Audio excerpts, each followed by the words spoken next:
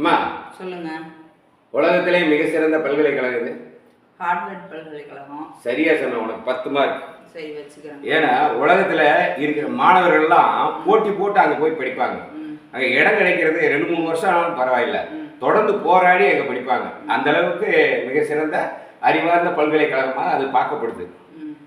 ஆனா என்ன விஷயம்னா, அதாவது ட்ரம்ப் அது இஸ்ரேல் அந்த போர் வந்தது இல்லையா, அதுக்கு எதிராக அவங்க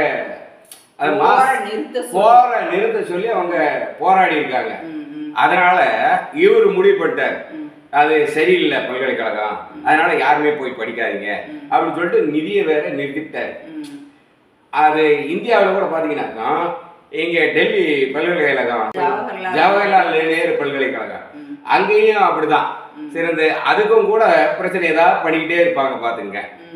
அது மாதிரி இருக்குமா இப்படி. இரண்டாவது பார்த்தீங்கன்னா எங்கேயும் இந்த கல்விக்கு எதிராக நீங்கள் சொன்ன மாதிரி பாசிசம் சொன்னீங்களா, பாசிசம் கல்விக்கு எதிராக அது செயல்பட்டுக்கிட்டே இருக்கு. எந்த நாட்டிலையும் பார்த்தீங்கன்னா போருன்னு வந்துட்டா அது இலக்கு வந்து அந்த நூலகத்துக்கு தான்.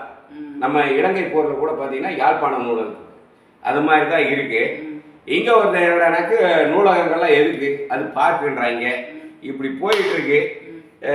கூடுதலாக ஒரு செய்தி கேள்வி, ஊபியில் ஒரு மாற்றுத்திறனாளி மருத்துவர், அவர் என்ன பண்ணியிருக்காரு, நோயாளிகளுக்கெல்லாம் மருத்துவம் பார்த்துக்கிட்டே இருந்திருக்காரு. ஆனால் இவரை போய் வரவேற்கலன்னு சொல்லிட்டு அவர் வந்து தண்ணி இல்லாத காட்டுக்கு, நம்ம ஊரில் கூட சொல்லுவாங்க தண்ணி இல்லாத காட்டுக்கு மாத்துன்னு சொல்லிட்டு உத்தரவு போட்டிருக்காரு.